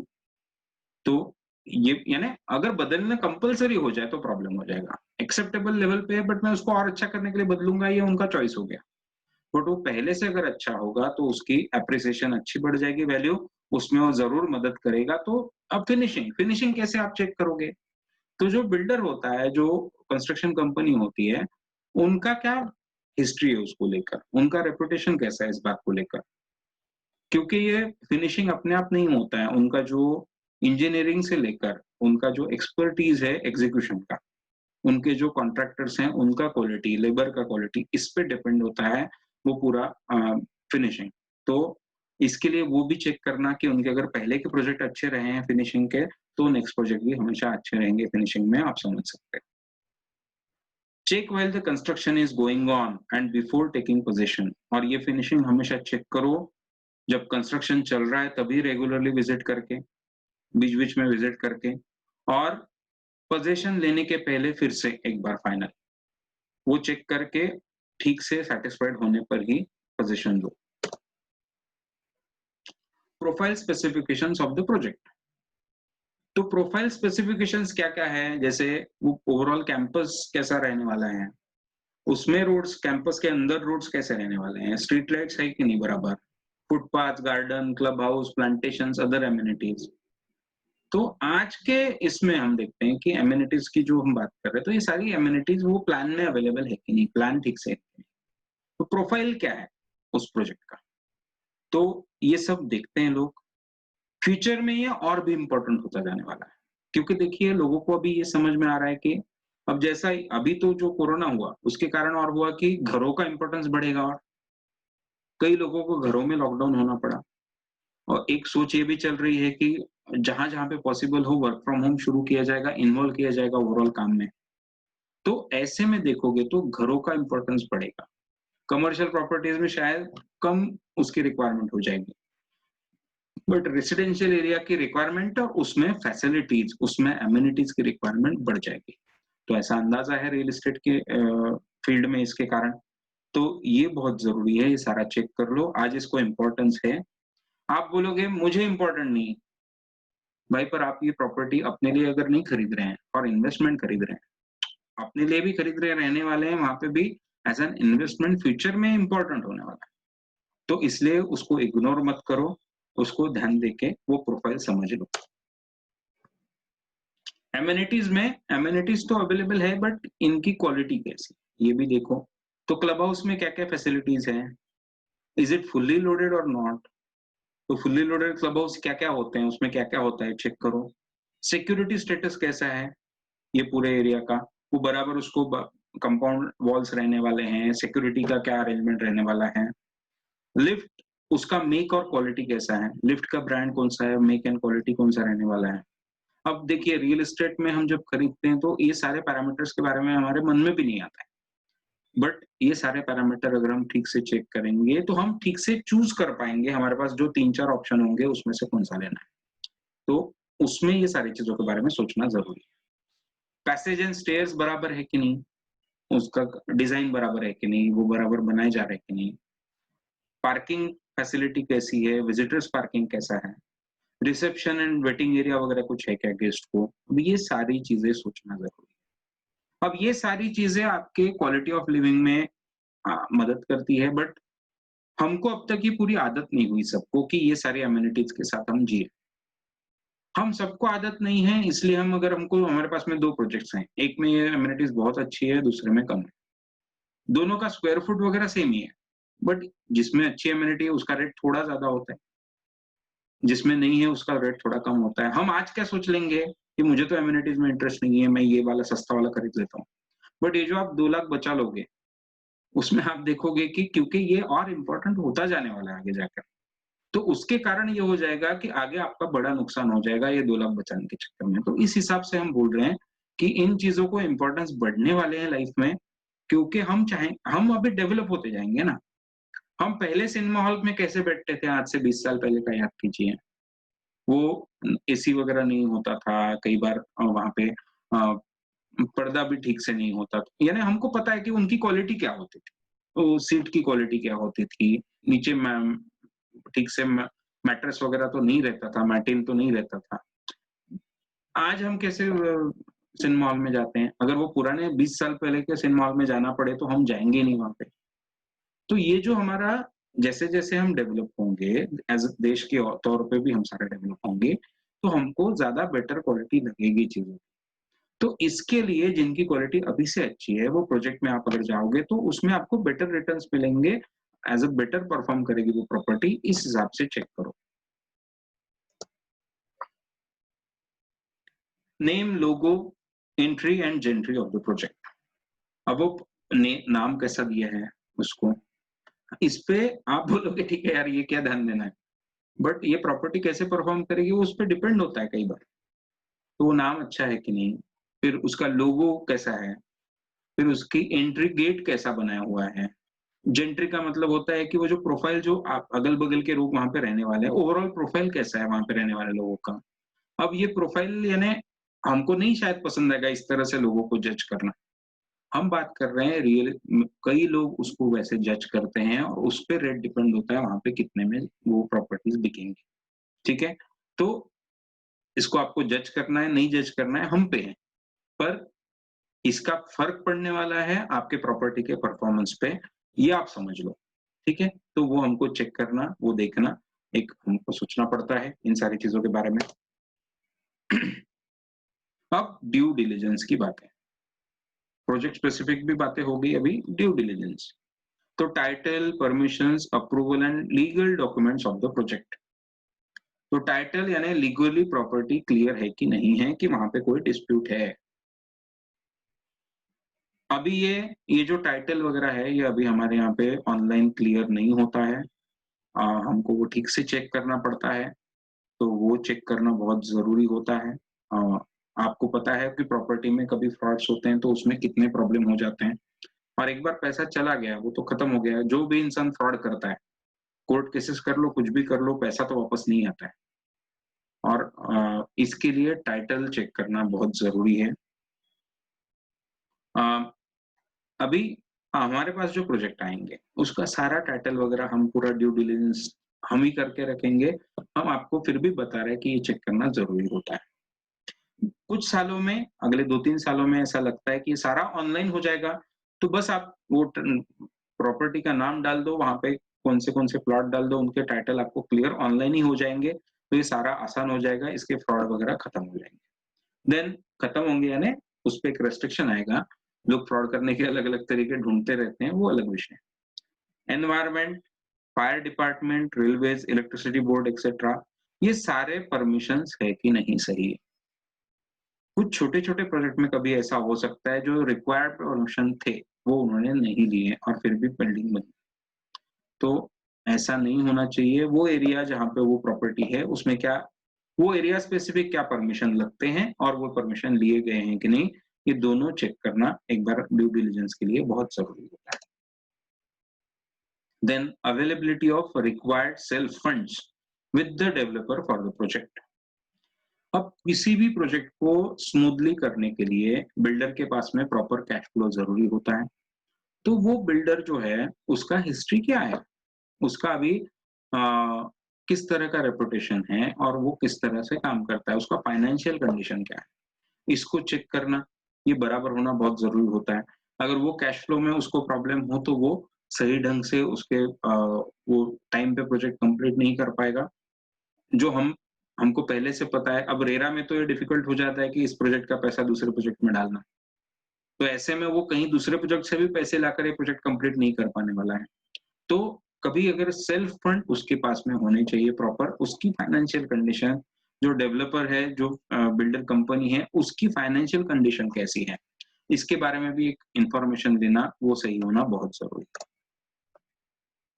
Reputation of the developer and brand, इस पे डिपेंड करेगा आपकी आगे कैसी प्रॉपर्टी परफॉर्म करेगी। अगर जो ब्रांड है डेवलपर का और उसका रेपुटेशन अच्छा है, तो आपकी प्रॉपर्टी बेटर परफॉर्म करेगी, ज्यादा अच्छे रिटर्न मिलते जाएंगे। अगर वो नहीं, अभी आपको महंगा मिल रहा है थोड़ा, ऑब्वियसली थोड़ा महंगा मिलेगा, है ना? सेम पैरामीटर का, कम ब्रांड का, कम रेपुटेशन वाली प्रॉपर्टी से थोड़े ब्रांड वाली प्रॉपर्टी आपको थोड़ी महंगी मिलेगी, बट उसके रिटर्न भी बेटर मिलने वाले हैं, ये भी समझिए। उसमें रिस्क भी कम है, ये भी समझिए। तो ये भी एक फायदे की चीज हो सकती है। Apple to apple rate comparison of the project, have rate comparison ready. अब ड्यू डिलिजेंस में सेम प्रॉपर्टी, उसमें ये गलत, ये मत आप कंपेयर कीजिए, यानी एप्पल टू ऑरेंजेस मत कंपेयर कीजिए। एक प्रॉपर्टी है जहां पे सारी एमिनिटीज हैं, एक प्रॉपर्टी है जहां पे सारी सिक्योरिटी है, अच्छा ब्रांड है, दूसरी उतने स्क्वायर फीट की उसी लोकेलिटी की प्रॉपर्टीज है, बट एमिनिटीज नहीं है या ब्रांड वो अच्छा नहीं है, बिल्डर को कोई रेपुटेशन नहीं है वहां के। ये दोनों के प्राइजेस कंपेयर करना, ये गलत हो जाएगा।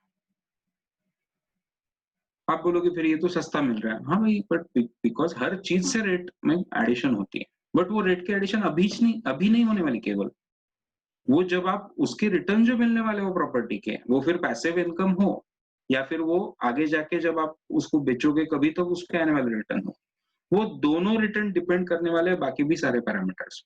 तो हमेशा एप्पल टू एप्पल ही कंपैरिजन करे, एप्पल टू ऑरेंजेस कंपैरिजन ना करे। Secondly, have rate comparison ready. तो ये नॉर्मली सेल्स में जरूरी होता है, जो हमारी सेल्स की टीम होगी उसको हमेशा पता होगा ये प्रोजेक्ट्स का एप्पल टू एप्पल कौन है। तो उनको ये भी पता होगा कि ये प्रोजेक्ट की कंपैरिजन किस प्रोजेक्ट से की जा सकती है, और वो उसका रेट कंपैरिजन उनके पास रेडी रहेगा। आपने भी रेडी रखना चाहिए अगर आप इस तरह के काम में इन्वॉल्व रहते हैं। Development stage of the project, किस डेवलपमेंट पे है ये प्रोजेक्ट अभी? यानी एक्सकेवेशन लेवल पे ही है क्या, या प्लिंथ पे आ चुका है, या अभी आरसीसी स्ट्रक्चर बन गया उसका, या फिर अब ये तो आरसीसी वाला घर नहीं है जो हमने यहाँ पे जो लिया है, ये वुडन फ्रेम वाले घर हैं, बट इंडिया में तो आरसीसी एंड प्लास्टर के घर बनते हैं ज्यादा, यानी सारे ही सारे, ज्यादा भी बोलना सही है। तो आरसीसी तक पहुंच चुका है, यानी वो आरसीसी कॉलम्स एंड बीम्स बन रहे हैं कि अभी प्लास्टर भी हो चुका है, क्योंकि केवल वॉल कंस्ट्रक्शन, ब्रिक कंस्ट्रक्शन हुआ है। तो जितना बेटर डेवलपमेंट में रहेगा, जितना आगे रहेगा प्रोजेक्ट, उतना बेटर है हमको, क्योंकि उतने ही वेरिएबल्स कम होते जा रहे हैं। तो जितना वो फिनिश प्रोडक्ट है तब इन्वेस्ट करना ये बेटर रहता है, हमको पता है। तो उस हिसाब से सोचिए। तो स्टेज ऑफ डेवलपमेंट क्या है, वो जितनी बेटर लेटर स्टेज होगी उतना ही आपको सही प्रोडक्ट मिलने वाला है, आपको श्योरिटी होती है। अगर आपने बहुत पहले लिया तो भी कोई प्रॉब्लम नहीं, उसमें शायद रेट कम मिल जाएंगे आपको, ये एक फायदा है। बट आपको फिर ध्यान रखना है हर जगह पे क्वालिटी, क्योंकि आपको फिर वो अननोन चीज होगी। रेपुटेशन अच्छा है बिल्डर का, कंपनी अच्छी है, उनका पहले से क्रेडिबिलिटी अच्छा है, तो आपको कम ध्यान रखा तो भी चलेगा, बट ध्यान तो रखना पड़ेगा। इस हिसाब से हम बात कर रहे हैं, तो ये भी चेक कर लो। हाँ, ये बहुत इंपॉर्टेंट है, ये one of the most important part है। Legal, clean and clear access to the project. 60 और 70% projects are in locked land.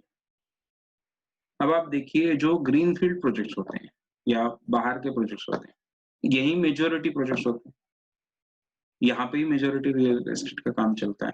इसमें से 60-70% प्रोजेक्ट ऐसी जगह पे होते हैं जहां से अभी जो ऑफिशियल रोड्स है उस रोड तक रोड ही नहीं होगा। कितने प्रोजेक्ट्स? 60-70% of the project.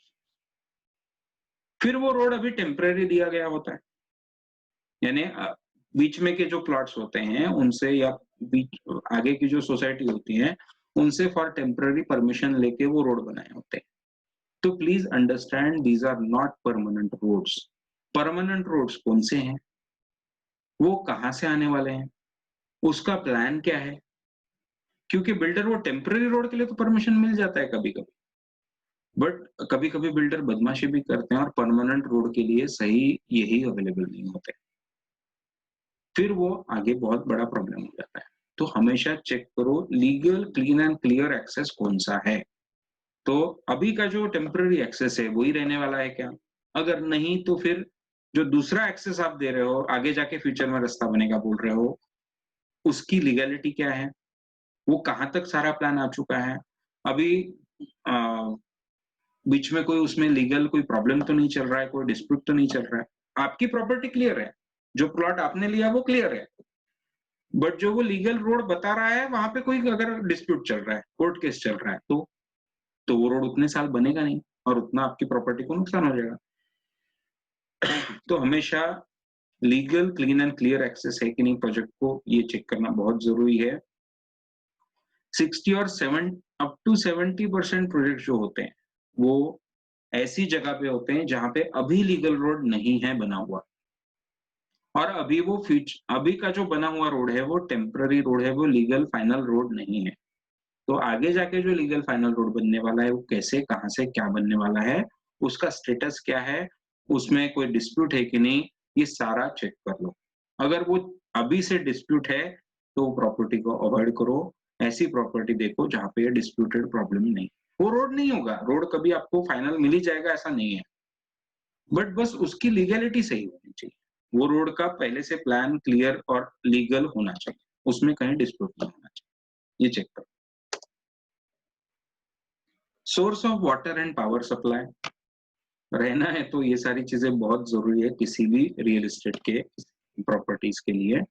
तो कौन से एरियाज में स्कैर्सिटी नहीं है पानी की, वो चेक करो। ग्राउंड वाटर है कि नहीं, कॉर्पोरेशन से पानी आ रहा है कि नहीं, वो चेक करना बहुत जरूरी है। इलेक्ट्रिसिटी कहाँ तक आई है, इलेक्ट्रिसिटी कितने दूर तक आई है, डिस्ट्रीब्यूशन कहाँ तक पहुंचा है अभी, वहां से वो लाने का क्या प्लान है, वो लीगली सारा परमिशन हो चुके हैं क्या, ये सारा चेक कर लो, ये ध्यान दो।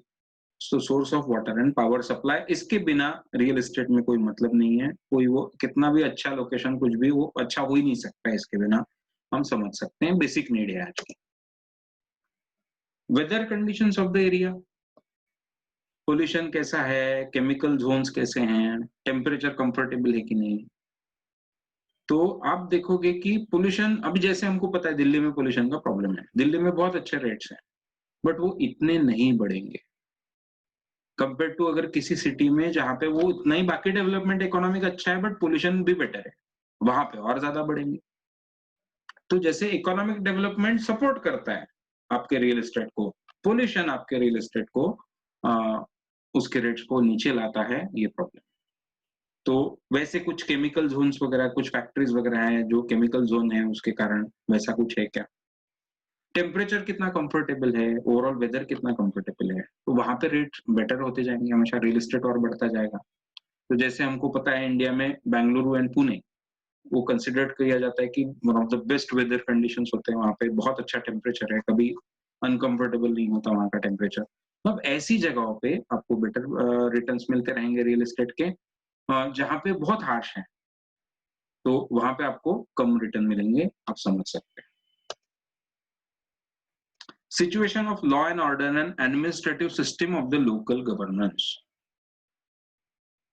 तो अब ये भी एक होता है कि लॉ एंड ऑर्डर सिचुएशन कैसा है उस सिटी का, उस लोकेलिटी का, उस एरिया का, और वहां पे जो सिस्टम ऑफ गवर्नमेंट है, यानी ऑफिसेज, गवर्नमेंट ऑफिसेज जहाँ पे जाना पड़ता है हमको, वो कितना इजीली और अच्छा अवेलेबल है।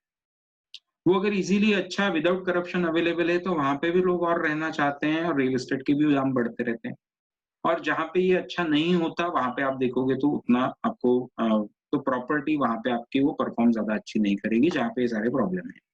जैसे फीमेल सेफ्टी को लेकर वो एरिया कैसा है, तो ऑब्वियसली वहां पे लोग कम रहना चाहेंगे, वहां पे धीरे धीरे लोग कम होंगे। और जहाँ पे ये सेफ्टी अच्छा है, जहाँ पे लॉ एंड ऑर्डर अच्छा है, जहाँ पे करप्शन कम है, ऐसी जगह पे ज्यादा अच्छा आपको प्रॉपर्टी परफॉर्म करेगी।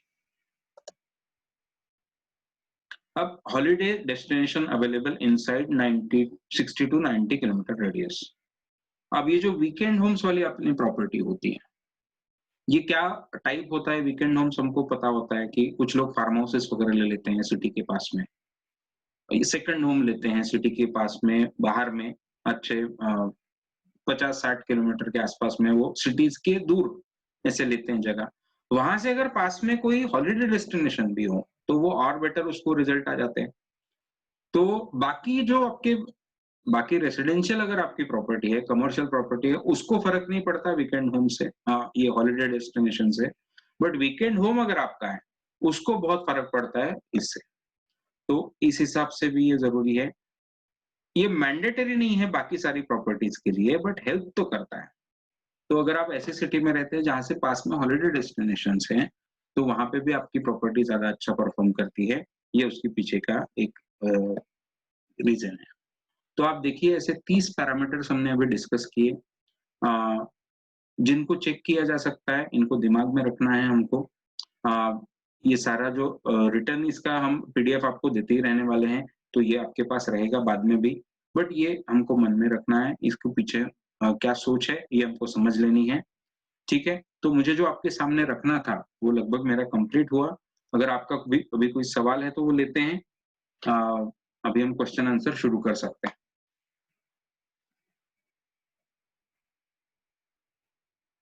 अगर कुछ सवाल है तो, नहीं तो हम रुक सकते हैं। अपने सवाल चैट में लिख सकते हैं आप लोग। अगर आप बोलेंगे तो मैं आपको आपका माइक भी ऑन कर सकता हूं।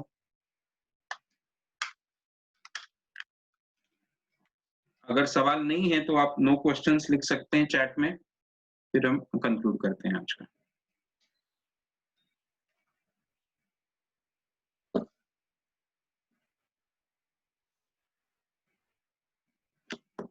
Thank you Amit Kumar ji, thank you. Thank you Vishnu जी।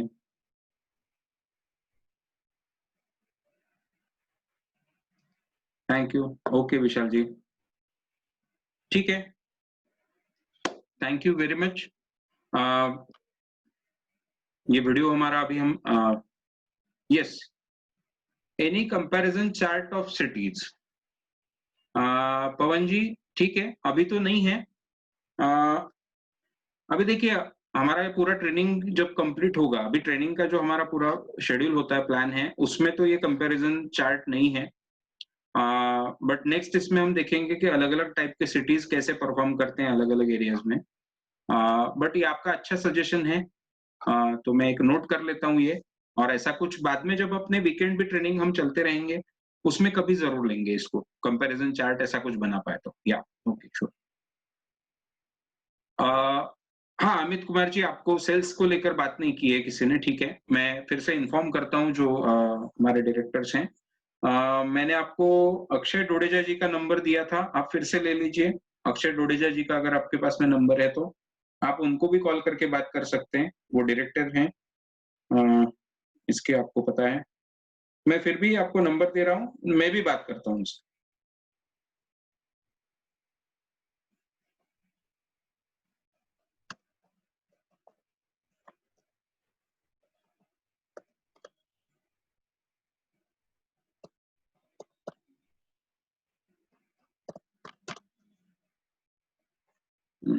एक सेकेंड। यस, हाँ आप उनको यस, आप अक्षय डोडेजा जी को बता सकते हैं कि मैं सेल्स आपका सेल्स एसोसिएट जो रहने वाले हैं, प्रोजेक्ट सेल्स एसोसिएट, वो साइड में भी काम कर सकता हूँ। And I am already doing all the sales, I am working, I have experience in sales वगैरह जो आपने बोला। तो मैं भी उनसे बात करूंगा, आप भी बताते हो तो उतना बता सकते हैं और बात करेंगे। ओके, यस, ठीक है, okay, thank you Amit ji. ठीक है पवन जी, वो बाद में करते हैं, जैसा आपने सजेशन दिया, बहुत अच्छा सजेशन है। तो वैसा कुछ हम बना पाए तो हम हमेशा ऐसी चीजें ऐड करते रहेंगे ट्रेनिंग में, उनको लाते रहेंगे आप तक। तो yes, okay, I think all questions are done. Okay, चलो, thank you all, thank you for attending the session, training session. Good night to you all, thank you, good day, all the best, good night.